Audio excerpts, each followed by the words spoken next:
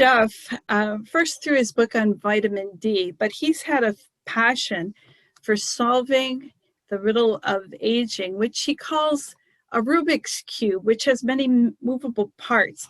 He's the author of this book, The Unselfish Genome. He does a little parody on Dawkins' book, The Selfish Gene. How Darwin and Dawkins missed the second half of the theory of evolution.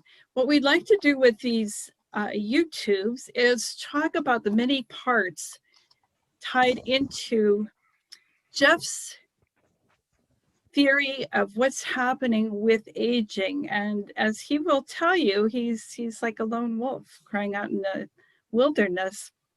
We're going to be specifically talking about a little piece today that he calls apes, which has to do with aging, sex, predation, and extinction. Jeff Bowles has been a writer. He's published many papers and books, and he is one of these few individuals who doesn't have a lot of letters behind his name, but he's a thinking and a searching person, and he's got a lot to share with us. So welcome, Jeff. Hello. You've also called yourself a paleontologist, and I love that because you are digging in the medical literature as your soil.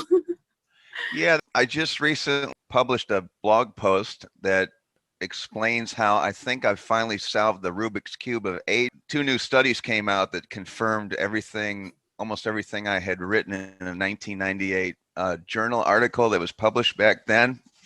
I decided to retire early in my mid-20s because I'd made enough money to get by. And I thought, why am I wasting all of my time making money? I'm just going to die someday. And I think most businessmen should give that a good thought because they spend all their time on that and then they're just going to get old and die. But so I was at the point where even in my 20s, I was at the point where I could almost put together deals that would build high rises. I was doing like really well. And I just pretty much walked away from it, went back to school to study biochem and see if I could contribute anything to solving the question of how and why we age and how to stop it. And so I spent about 10 years in the Northwestern Med School library because I was an alum. I went to the business school there, so I had an alumni card. And I just started gathering all the pieces of the puzzle of aging that I could find in all these medical journals, assembling them like puzzle pieces. But that's where you got the term paleontologist, because in that blog post, I said I was like the first paleontologist who had dug up a whole complete set of dinosaur bones, was trying to put them together and see what it came up with. And that paleontologist quote was like, I put the dinosaur bones together. A few were like in a little wrong place, kind of like the first paleontologist that put the bones together. They were a little bit off, but you could tell it was a dinosaur. Mm-hmm. So that's what my paper was like. And I published it. And I had put all those pieces together without ever thinking aging was accidental artifact of living too long. I just always assumed it was programmed. So I'd never really read any of the theory papers that were out there, which is, I guess kind of odd to spend 10 years on something and not even look at the theory. And so I finally came to the conclusion, all these puzzle pieces fit together. And it turns out aging is programmed. It's controlled by your hormones. It's also driven by the development program that turns you from a baby into a child, and then a child into a sexually mature adult. And my puzzle was telling me that the same thing is working after you become a sexually mature adult, and it's actually killing you through the development aging program. It's one and the same. So I published this long paper. It was 70 pages. It was 7 times longer than the limit for the Science Journal. And they accepted it as is anyway, and they said it was extremely exciting and of major importance. This journal wasn't stocked up with regular scientists in the field of aging or evolutionary biologists. They're more like doctors. It was called Medical Hypotheses. So they liked it. So I published it, and then I got a lot of requests from around the world for copies of it. They send you a little card, like a reprint request. Then I started interacting with aging scientists and evolutionary biologists, and they were just laughing at me. I was the laughing stock. They told me, oh, you don't know how evolution works. one aging scientist. He wrote a paper about my programmed aging paper and a couple other guys that were interested in programmed aging, and says he didn't want to waste his time. It was Aubrey De Gray. I'm sure you've heard of him. Yes, yes. So maybe say just a few words about him, because he may not be a familiar name to everybody. Yeah, he's this guy that's running around saying, "Oh, we're going to cure aging, even though it's not programmed. It's caused by DNA damage, but we're going to learn how to put that firecracker that's exploded back together." So he's talking out of both sides of his mouth, like, "Oh, how complicated it is on one side. On the other side, oh, send me some money to my SCNS, Senescence Research Foundation, and we're going to figure out how to put this exploded firecracker back together, and we'll have a cure for aging in no time." And he's got this big long beard. He talks really fast. It's kind of hard to enough on Aubrey. Aubrey. All right. Well, he wrote this paper that was published in a science journal in 2006 about my paper on aging, and Josh Middledorf's and Ted Goldsmith's and a couple others. Just there's only a few of us programmed aging theorists. And he said, "I don't even want to spend the time reading these papers because I know it's like a perpetual motion machine, that it's impossible. So why should I waste my time?" And he's urging any young scientist would do well to not read these papers and get lost and confused. Oh, that's terrible. So I'd like to say one thing about scientific method. You look at a lot of data based on observation. You form a hypothesis. That is the thing, and it develops further into a theory. And a theory is something for the scientific community to examine for fault. And one of the things about your hypothesis or theory, you are able to pull together a lot of loose ends that simply aren't covered with the other thought that aging is just a matter of environmental damage, changes to DNA, mutations, and things like that. You have a theory that pretty much is embracing a lot of things that these guys dismiss. So do you want to address some of that, or do you want to go into Sure. Let me just give you a brief rundown on that. So, so I've been ridiculed mercilessly by evolutionary biologists when I first approaching them with my paper, and aging scientists. Leonard Hayflick was head of experimental gerontology. He wrote me a 3-page handwritten paper like, "You don't know the first thing about aging." Okay, now Hayflick's a Hayflick limit. Yeah, right. He's famous for, they call it the Hayflick limit. It means in the old days they thought skin cells and human cells could divide forever in a petri dish. And Hayflick, his huge discovery that made him famous was he discovered that the human cells can only divide like 40 times and then they stop. And what he discovered was the prior scientists had been feeding these human skin cell cultures with chicken fibroblasts were somehow in the mix of the food that they were feeding these cells. And it was actually the chicken fibroblasts that kept dividing, and long after the human cells had died. So basically, Leonard figured out the chicken fibroblast problem. That's his So, and that made him the head of experimental gerontology, the big magazine, or big science journal. So go ahead. You heard from him, and you heard from some other people. Yeah, they're like, "No, aging could not be programmed. It's not." And there's 100 years of writings by these evolutionary biologists, and they just all believe in their hearts that it's caused by accidental DNA damage. By them avoiding the idea that aging is programmed, they have to hide a whole bunch of evidence that totally contradicts their theory. For example, there's the Pacific salmon it mates, it swims upriver after 3 years, it goes out in the ocean, goes back to its birthplace. It mates over a 3-day period and rapidly ages and dies, like within a day or two after mating or depositing the eggs. That's obviously programmed aging. And there's other examples of that in nature. So they decided, well, we're not going to call that aging. We're going to call it a special category, semiparous aging, which means related to reproduction. And we can put all those aging examples of programmed aging there and ignore them.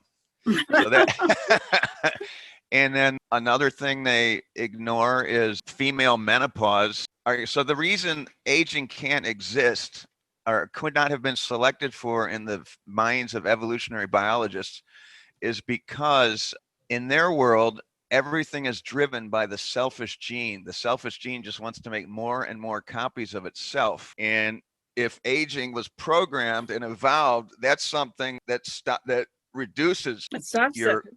your contribution of genes to the gene pool. And so that makes no sense. It's not possible. That's not how evolution works. So all they think of is the selfish gene.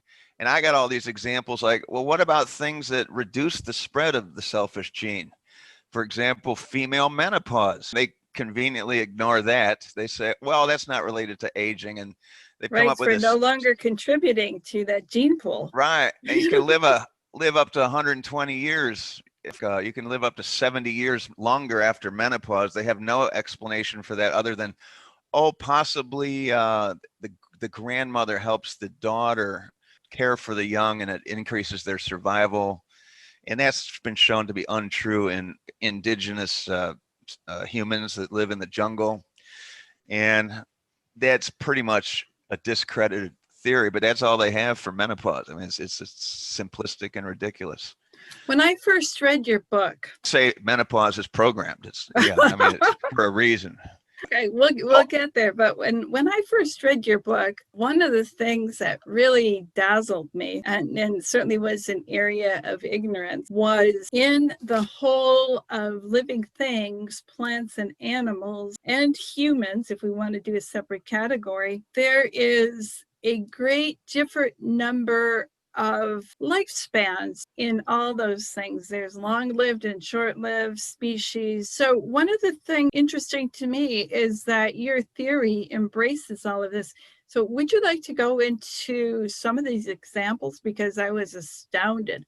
The oldest animals, the oldest trees, the jellyfish that never dies. Quite astounding information.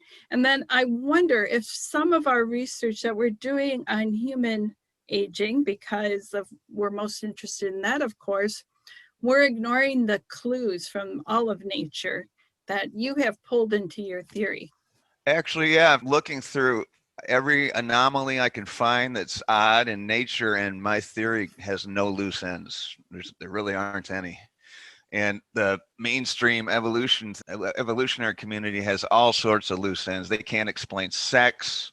They can't explain aging. They can't explain differences in lifespan between species. Let's get to that for a moment. After I figured out that aging is programmed, then they're telling me, well, I don't know how evolution works. So I started looking into evolution, and I had to figure out what they were getting wrong. And so I really did a deep dive into evolution theory. And so I'm looking at it from the perspective of aging. Generally, there's a relationship where you can start based on body size in mammals and most animals, that where the smaller the animal, the shorter the lifespan. And it's like a mouse will get old and die in about 2 years, 3 years. Maybe a rabbit or a squirrel might live 6 or 7 years tops. Then you get a dog like 10, 12 years, bigger dogs. And then you got the horse that's 40 years old. That's the maximum. And the elephants get up to 65 years. So it's kind of a straight line that goes up. I think it tops out at the whale. You know, the big whale can live, 100, 150 years. And then you got your Galapagos tortoise. Oh, so now you've got exceptions to this line. And how are you explaining that? Well, that's what tells you what's going on. There's a small bat the size of a mouse. It's called the Myotis bat, and that can live like 41 years is the maximum lifespan. So that's way off the line. You have little box tortoises. They can live 120 years. That's way off the line. You've got human beings. I mean, based on our body size, we should live no longer than maybe 15 years. We should be old and dead. But for some reason, we can live as long as 120. And then you've got lobsters, which aren't that big, and they can live 200 years. And then you've got tiny little Arctic clams. I forgot how the name is pronounced, like a quahog or something. But they live way up in the icy waters of the Arctic, and they can live like 500-600 years, and they're like only 2 inches tall. So Oh my goodness. the question is, you got to ask yourself, what do all these animals that have exceptionally long lifespans, what do they all have in common? Can you guess? I could give it away because I read it. Oh, you read it. I posed this question to a bunch of evolutionary professors. I had a big mailing list, and none of them could guess. And then one guy made fun of me, Richard Miller from University of Michigan. He's like, well, I guess they all make good soups except for bats. But actually, they do eat bat soup in China and Guam, which is kind of disgusting. So he thought he'd be funny at my expense. And he's one of the professors that now doesn't want to hear from me, or he doesn't make fun of me anymore. I used to be his laughing stock, and now I'm his worst nightmare. Because all these scientists are used to getting like A's on their tests in school and having their science fair projects getting A+. I'm giving them their first F they've ever gotten in their life. They don't like it. Okay, so what all these animals that live so long, and birds, there's some birds that can live like 90 years, like they live longer, like parrots can live longer than their owners. Yep. There's a fulmar in the ocean that mostly lives flying. It's the size of a seagull, and it mostly lives like flying around, and only it lands to give birth or on a steep sea cliff, very isolated on a cliff, and they give birth, and they don't show any signs of aging. They've got pictures of an aging researcher banding one of these birds when he was 20 and he's young, and he comes back to see the bird like 45 years later, he's older. And the bird's completely the same with no sign of aging. And then eventually they just drop dead without any signs of aging once they hit their limit. That's interesting. One thing they all have in common, and there's more other examples of this, is they all have good defenses to predators. So flying, it's hard to catch a bird, or generally some birds here in the city, they can get caught by cats, but there's a lot of birds. The birds that live really long also live isolated lives. Like the fulmar lives out on the ocean away from any other predators and almost never goes to land except to lay an egg for a while. The lobster and the tortoise, they live so long they have full body armor. I used to watch a lot of nature shows, and I saw a lion trying to eat a turtle or a tortoise, and they just gave up. Well, that'll work. What is it we have? Extreme intelligence. So if you were a lion trapped in a room with various animals, you couldn't catch the bird because it would fly up high. Mm-hmm. You couldn't eat that tortoise. He would just ball up, and the human would probably kill you with a spear. Okay. So once a species evolves a excellent defense to predators, then it can live a longer lifespan, and that's only limited by how it ages. So it'll die of old age. Yeah. Let me ask here, sounds interesting to me, is that your theory embraces all of this. Have redwoods, sequoias, or whatever that have enormous years of lifetime that we've discovered. Tree of eternal life. Right. Well, they're stuck in one place. Yeah.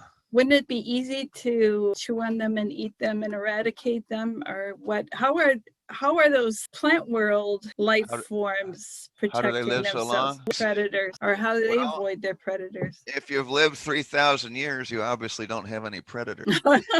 And there's creosote bush in the middle of the desert. It can live 10,000 years, maybe long. And then there's like juniper trees that can live 10,000 years, cedar trees. What's interesting is all the trees that have like really huge lifespan, the only thing that can kill them is lightning, falling over, or humans. And we've decided to protect them mostly. But if you go to the Home Depot or garden store, you will find they sell mulch of different kinds, like cedar, a redwood.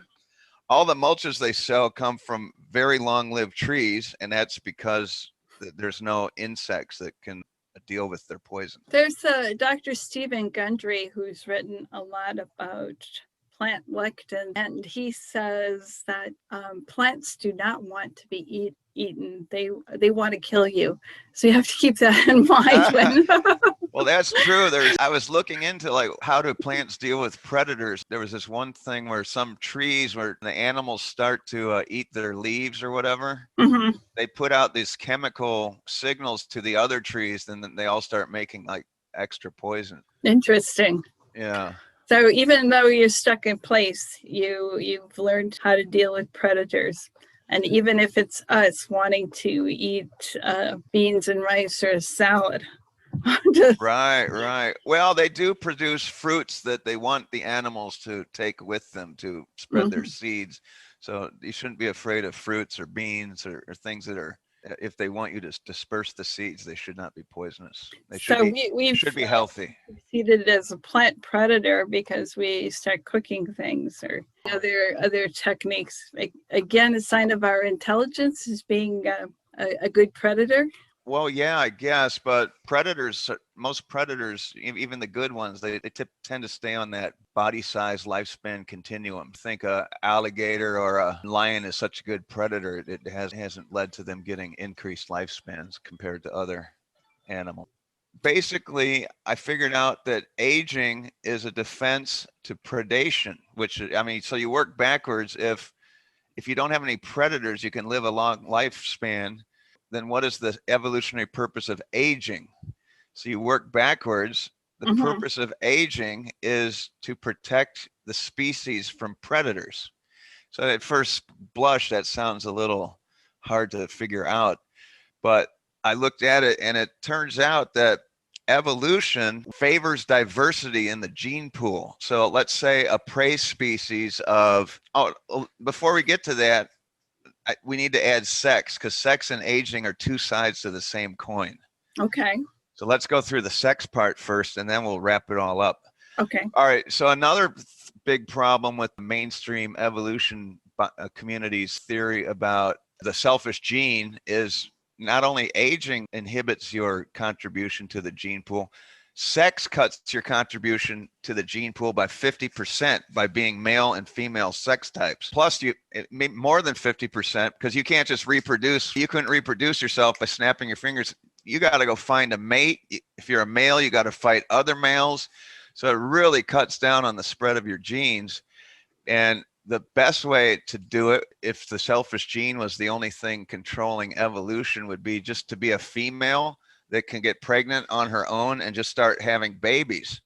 So that sounds a little crazy, but that actually occurs in evolution a lot more than you think. In fact, there's species of animals that are entirely female, do not need males at all, and they can reproduce. Like there's certain walking stick insects that have been all female for 100 million years. There's whiptail lizards in the Arizona desert. They're all females. They don't need any males. So they're reproducing. They're passing on 100% of their genes. They ignore those cases completely. Evolutionary biologists don't want to talk about that. And then one of their famous theorists, and he came up with all these math models to try and explain sex. And on my blog post, you'll see he looks kind of like a crazy scientist. And the quote below is, "The hardest thing to explain in evolution is the existence of sex." And they have all these crazy backflip cartwheel math models to try and explain how sex has to exist. And they have no good explanation for it. So I figured out, oh yeah, and then there's a lot of animals that don't need a male to reproduce, such as like boa constrictors can just have female. If there's no male around, the female will have identical female babies. The turkey does it. Can you believe the turkey? Yeah, I could hardly believe that when I read it. Yeah, there's the Komodo dragon. There's a lot of examples of this, and there's probably a lot more out that we don't even know about because you have to test their DNA to see if they're clones. So it made me wonder, reading all that, if we're on that continuum. We have. Wait, let me finish that off. All right. The scientists have actually mutated some genes in a female mouse, and she can now reproduce by herself clonally. And then I read an article, I think it was in Popular Science, and they said, what are the odds that human females could reproduce by cloning themselves. And Yes. they estimated it would take about 100 reverse mutations, some genes in females, and human females could just start cranking out identical copies of themselves. Actually, it does happen in human females. Once in a while, their ovum will just start dividing without us being fertilized by a male sperm. Uh-huh. And it's actually turning into a human being, but it's all messed up. And so they call them teratomas. Yeah. Like a terrible cancer. And when these women give birth to these little monsters, they have like hair, and they might have a tooth here and there, and a weird part of an eyeball, and possibly a little bit of a nose sticking out. And they look like little monsters, and they won't show them to the mothers because it's too disturbing.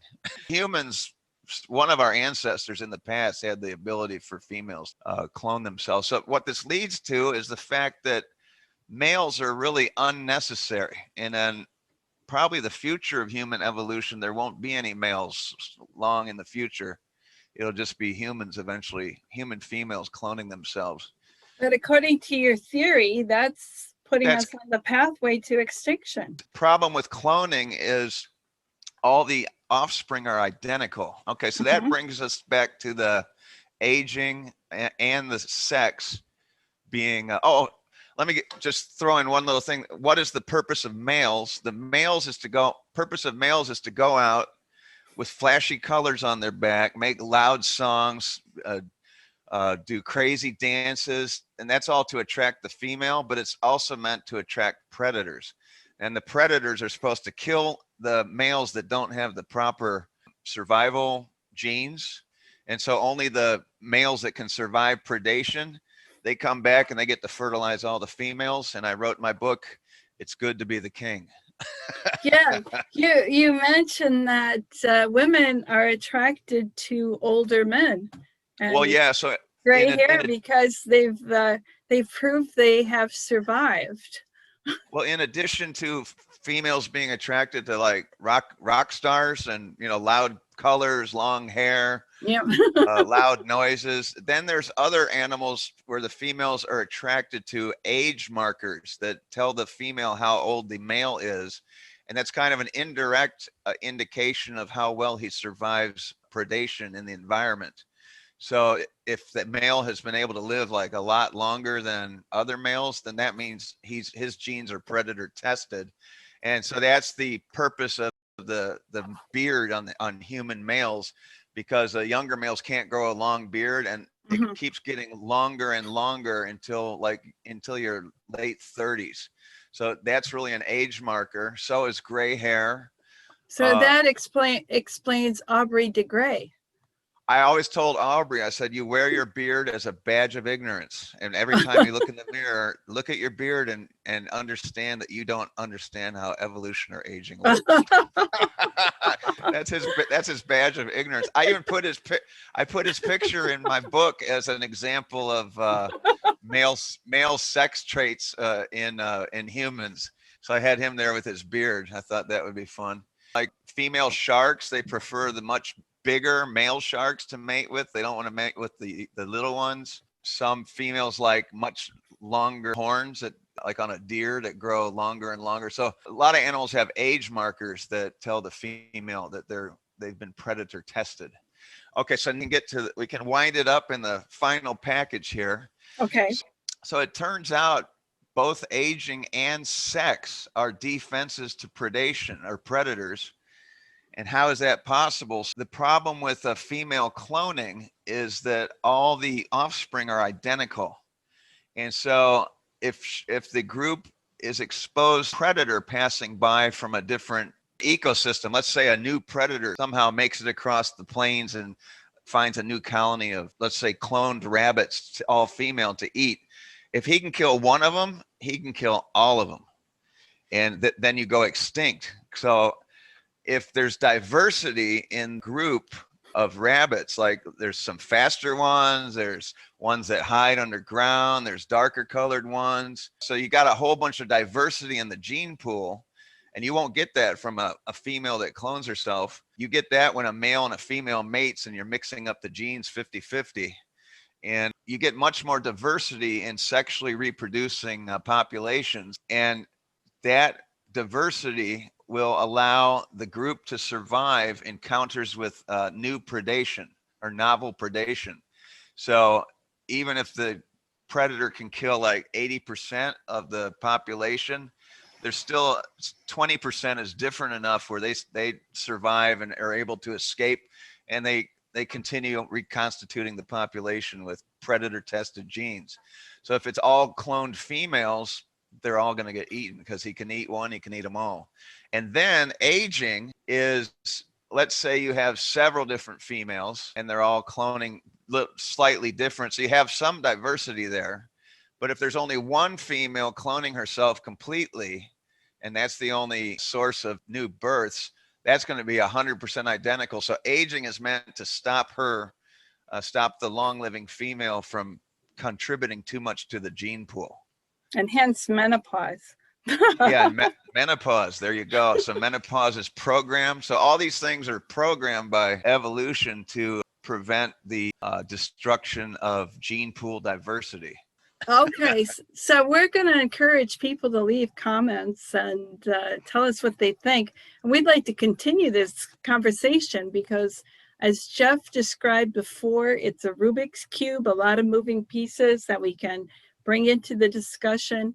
There are more and more papers being written that we can bring to this, and maybe perhaps interview a few other people that are interested in this arena. So Jeff, do you have anything else to say in closing? Well, if you'd like to read the paper or my blog post that describes all this in a little more detail and has some fun pictures, you can go to my website, jefftbowles, BOWLES.com.